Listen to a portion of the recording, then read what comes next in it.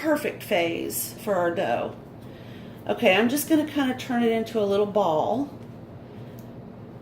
And then I'm going to drop it on my countertop, or I'm just going to kind of smooth the surface with a few sharp smacks with my flat hand. You can also accomplish that by just dropping it. You can throw it, or you can just drop it. Okay. Now I'm going to take my bowl and I'm going to spray some canola. I got this at Costco. Canola cooking spray all in my bowl.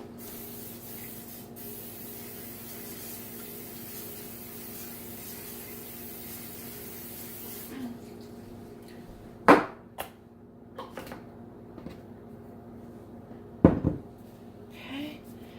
And I'm going to flip it over. I've got the smooth side and I've got the side where I had kind of folded it in on itself like this.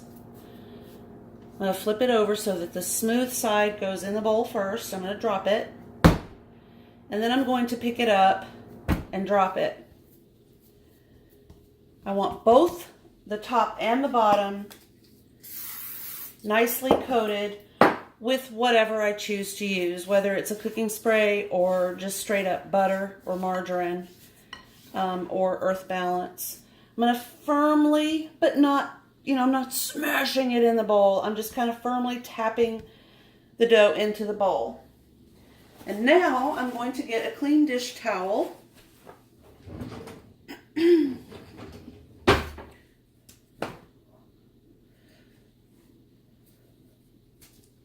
Cover up my bowl and put it in my oven, and where it will rise.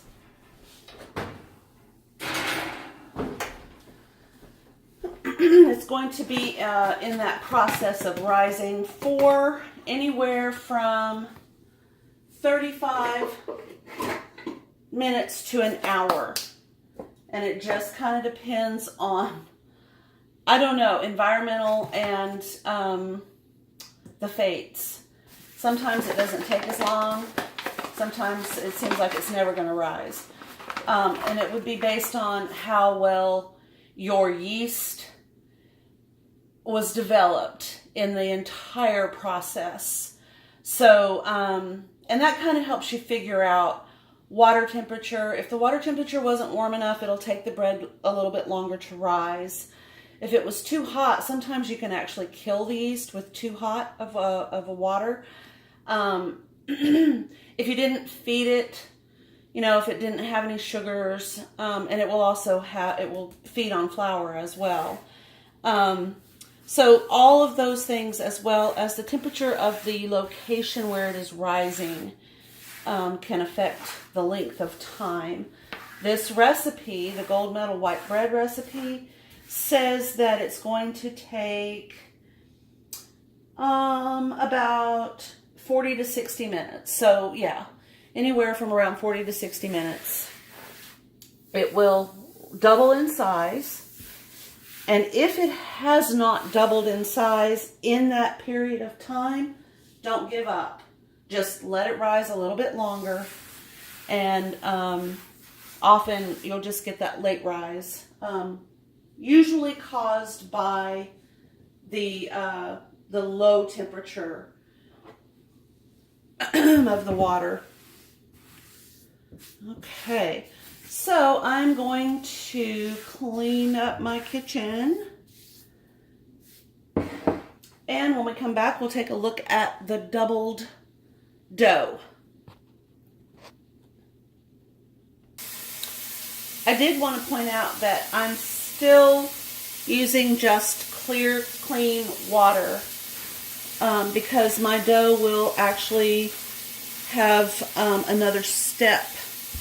After the first rise, I will also have to take it out of the bowl and put it on the countertop to shape it into the loaves. And again, I don't want a chemical to come in contact with my dough. And when I say chemical, I mean, you know, like a kitchen cleaner. A lot of people use like 409 or Mr. Clean or something. I don't want any of that in my bread. So I'm just using clean, warm water to clear off my countertop, you know, for that process.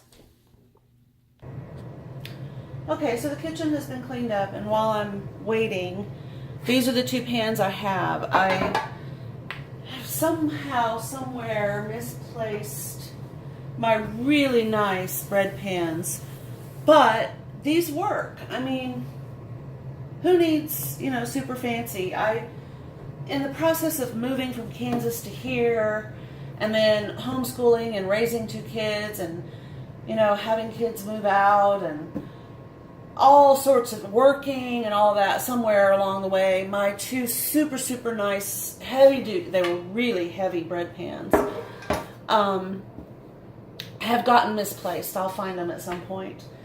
But what you do is, when your bread has risen, or when the dough has risen, and it comes out of the bowl, if the first rise is over, then you're going to remove it from that bowl and shape it and put it into your 2 loaf pans if you're making 2 loaves of bread and not dinner rolls or cinnamon rolls or pizza dough. That's what I do with it.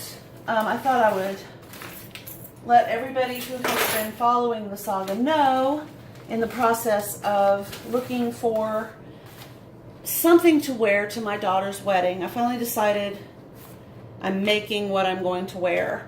So I'm going to make some palazzo wide-legged pants, and it's going to be a variation of view B and view E. And this is the McCall's M0536.